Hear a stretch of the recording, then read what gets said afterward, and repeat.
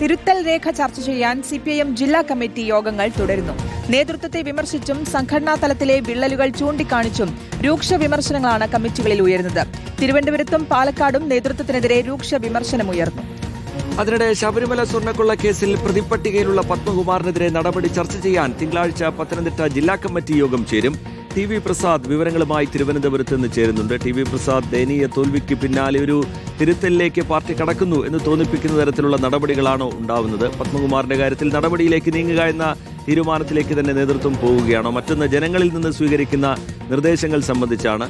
മികച്ച പ്രതികരണം തന്നെ ലഭ്യമാകുന്നു. 10,000-ലധികം നിർദ്ദേശങ്ങളൊക്കെ ഇതിനോടകം ഇമെയിലും വാട്സാപ്പിലുമൊക്കെയായി പാർട്ടിക്ക് മുമ്പിലേക്ക് എത്തിയെന്നാണ് മനസ്സിലാക്കുന്നത്. ടി.വി. പ്രസാദ്.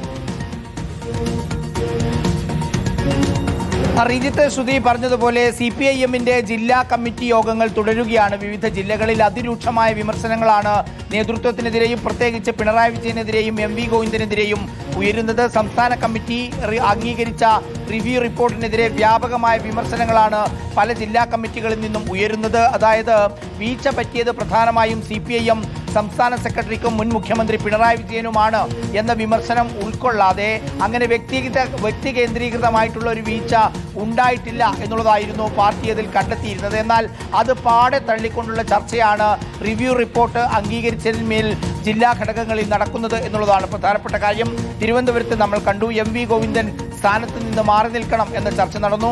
സമാനമായി കൊല്ലത്തും അതേ രീതിയിലുള്ള ചർച്ചയാണ് നടന്നത് എന്നുള്ളതാണ്. അങ്ങനെയെങ്കിൽ മറ്റ് ജില്ലാ കമ്മിറ്റികളിലും ഇത് ആവർത്തിക്കാനുള്ള സാധ്യതയുണ്ട്. കാരണം നേരത്തെ ഇവിടെ റിവ്യൂ റിപ്പോർട്ട് തയ്യാറാക്കുന്നതിന് മുമ്പ് വിലയിരുത്താൻ ചേർന്ന യോഗങ്ങളിലെല്ലാം അതിരൂക്ഷമായ വിമർശനം ഉയരുകയും ചെയ്തിരുന്നു.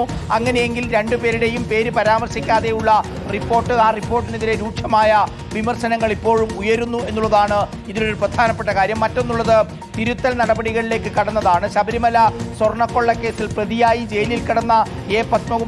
പത്മകുമാറിനെതിരെ ഒരു നടപടിയും സ്വീകരിക്കാത്തത് തെരഞ്ഞെടുപ്പിൽ കനത്ത തിരിച്ചടി ഉണ്ടായി എന്ന വിലയിരുത്തൽ വ്യാപകമായി ഉണ്ടായിരുന്നു. അത് റിവ്യൂ റിപ്പോർട്ടിന്റെ ഭാഗമാക്കുകയും ചെയ്തിരുന്നു. ഇനിയിപ്പോൾ തിങ്കളാഴ്ച ചേരുന്ന പത്തനംതിട്ട ജില്ലാ കമ്മിറ്റി യോഗത്തിൽ ജില്ലാ കമ്മിറ്റി അംഗം എ. പത്മകുമാറിനെതിരായ നടപടി ഉണ്ടായേക്കും എന്നുള്ളതാണ് അറിയുന്നത്. എ.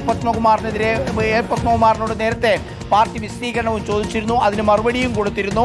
പക്ഷേ ഈ സാഹചര്യത്തിൽ ശബരിമല സ്വർണ്ണക്കൊള്ള വലിയ ഒരു എതിർപ്പായി മാറിയ ഒരു സാഹചര്യത്തിലും പത്മകുമാറിനെതിരെ നടപടിയെടുക്കാത്തത് തിരിച്ചടിയായി എന്ന വിലയിരുത്തലിന്റെയും അടിസ്ഥാനത്തിൽ ഉടനടി തന്നെ അടുത്ത ജില്ലാ കമ്മിറ്റി യോഗത്തിൽ തന്നെ ഒരുപക്ഷെ പത്മകുമാറിനെ പാർട്ടിയിൽ നിന്നും നീക്കിയേക്കും.